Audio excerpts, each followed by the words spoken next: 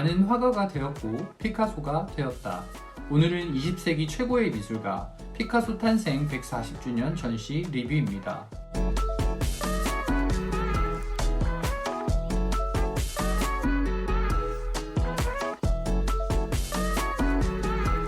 자, 오늘 날씨가 너무 좋아서요. 여기 예술의 전당에 나왔습니다.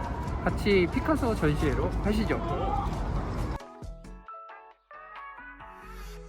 먼저 서초구 예술의 전당에 위치한 한가람 미술관 꿀팁. 아무것도 안 먹고 가서 샌드위치 검색해보니까 리나스 예술의 전당점이 나왔어요. 한가람 미술관은 여러 번 왔었는데 오페라 극장까지 들어가 본 적은 없어서 이런 곳이 있는지도 몰랐어요. 샌드위치가 맛있었다. 무엇보다 사람이 없어서 여유로웠어요. 제가 오페라 극장 공연 시간이 아닐 때 가서 그럴 수도 있습니다. 별은 3.8개로 하겠습니다. 다시 피카소 이야기로 와서 우리는 사물을 그릴 때 사물을 있는 그대로 보이는 그대로 그립니다. 이게 피카소 이전의 화풍이었어요. 누가 사실적으로 그리느냐가 그림을 잘 그리고 못 그리고를 판단하는 기준이었죠. 근데 우리도 떡볶이가 맛있다고 맨날 먹으면 질리잖아요. 예술에도 그런 바람이 불어온 것입니다. 화가들이 더 이상 있는 그대로를 그리기가 싫다는 것이죠.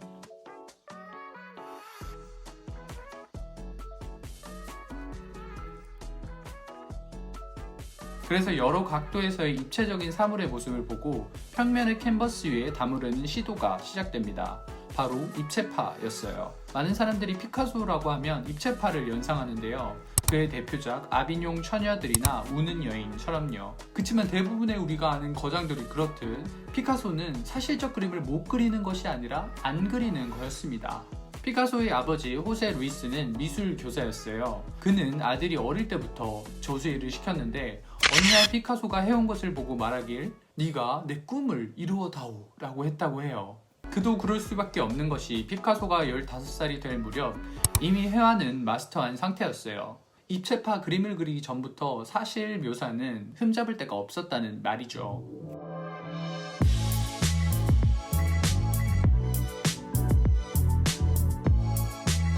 이번 한가람 미술관 전시는 피카소 국립미술관에 소장된 110점의 다양한 작품들을 만날 수 있었어요. 1900년대 초 그의 청년기 시절의 작품부터 예술에 대한 열망으로 가득 찼던 노년기까지 전 생애의 작품을 감상할 수 있었어요.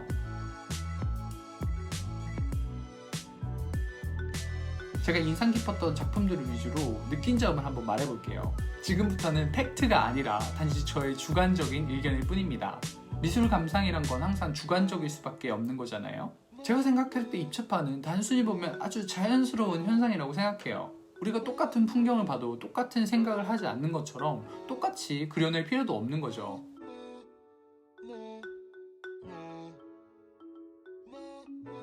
그리고 이 시기에는 사진 기술이 발달하면서 사실적인 그림이 과연 필요한가 하는 물음이 생기던 시대였어요. 사진을 찍으면 바로 재현이 되는데 뭐하러 힘들게 그리느냐 하는 거죠. 피카소는 이 시대적 물음에 대해 그만의 방법으로 대답을 하는 것 같았습니다.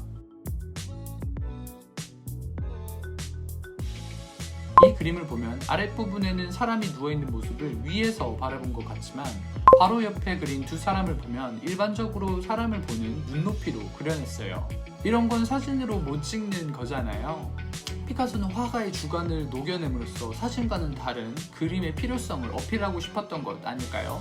정말 세상의 모든 화가들이 있는 그대로 보이는 그대로만 표현했다면 예술도 없었을 것이고 피카소라는 화가도 없었을지도 모릅니다. 다음은 5번째 섹션이었던 피카소와 여인이에요. 사실 피카소는 엄청난 여성 편력으로 유명합니다.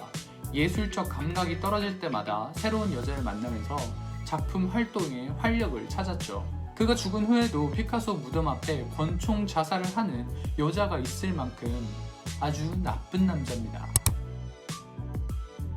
알려진 것 이외에도 수많은 영문을 뿌리고 다녔다고 합니다.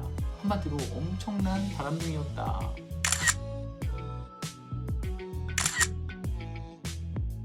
대중에게 알려진 여인만 7명이었고 그가 노년에 접어든 60대가 되어서도 꽃같은 20대와 살림을 차리기도 했어요.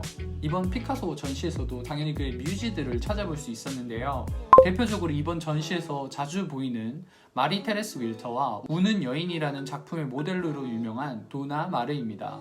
당연히 피카소의 알려진 옛 애인이었고요. 도나 마르는 20대 후반에 처음 피카소를 만났고 당시 피카소는 50대였습니다. 8년간 같이 생활하고 그가 바람피는 것에 지쳐서 떠나고 맙니다. 도나 마르는 어느 날 집으로 찾아온 피카소의 엑스, 그러니까 마리 테레스 윌터와 싸우고 두 사람이 서로 경쟁을 하도록 피카소가 조장을 했다고 하네요. 이렇게 후에 피카소의 여인들이 어떻게 버림받는지를 알고 작품을 보면 우는 여인뿐만 아니라 액자 속에 걸려있는 여인들의 초상은 한없이 슬퍼 보입니다.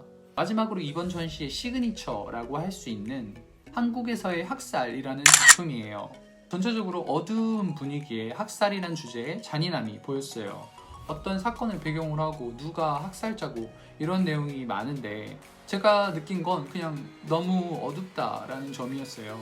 이렇게 피카소 전시 리뷰를 해봤는데요. 피카소는 그의 뮤즈가 바뀔 때마다 화풍이 바뀌는 그런 매력이 있습니다. 물론 전쟁을 고발하는 대작을 제가 감히 평가는 못하겠지만 제가 생각하는 좋은 그림이란 시각적인 즐거움과 함께 그리는 사람의 마음이 온전히 감상자에게 전달되는 그림이에요. 그리고 이왕이면 그 마음이 부정적이진 않았으면 해요. 작품에 화가 많이 나 있으면 그걸 보는 감상자도 왠지 기분이 좋지는 않잖아요. 그런 의미에서 저는 이번 전시의 메인이 되었던 한국에서의 학살보다 마지막 섹션들의 그림이 더 피카소라는 사람을 알 수 있었어요.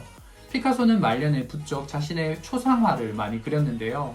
초점이 맞지 않는 동공과 웃지도 울지도 않는 입모양에서 죽음에 대한 두려움이 고스란히 전해지는 것 같았습니다. 역시 거장은 거장이라고 불리는 만큼 꼭 작품을 한번 감상해 봐야 되는 것 같아요. 여러분의 주관적인 감상은 달라질 수 있겠지만 많은 사람들이 찾는 데는 그만큼 이유가 있는 거거든요. 다들 피카소의 작품을 감상하면서 나름대로의 해석을 해보는 것도 좋은 것 같아요. 역시 감상에는 답이 없잖아요. 제가 준비한 내용은 여기까지입니다. 그럼 다음에 더 재밌는 내용으로 찾아오도록 하겠습니다. 그럼 유바!